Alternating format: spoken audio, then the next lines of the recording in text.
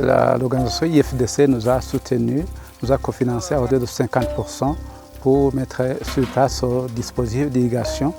En fait, ce système consiste dans un captage à la source, l'eau de source, et puis on a acheminé sur plus de 7 km jusqu'au centre.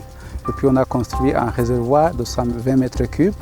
Et puis à partir du réservoir, on a acheminé l'eau dans les champs et on a construit des bornes fontaines qui sont espacées à hauteur de 50 mètres.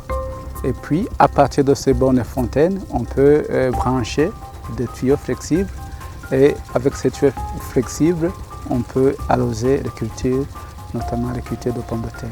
Quand on a essayé ce système où on utilisait des tuyaux flexibles, on voyait qu'il y avait beaucoup de contraintes.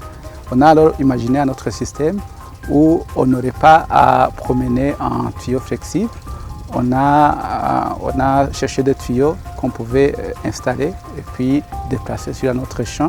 On a aussi trouvé le système de tourniquet qui permet d'arroser sans avoir à promener le tuyau flexible dans le champ.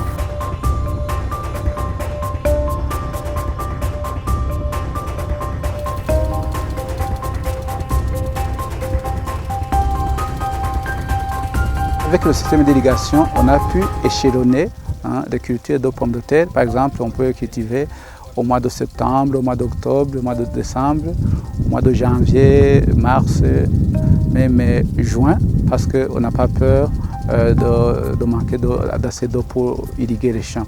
Donc, au niveau de la production, on a gagné beaucoup, alors qu'on avait une production autour de 45-50 tonnes au début, avant l'irrigation. Maintenant, nous pouvons atteindre 100-120 tonnes par an.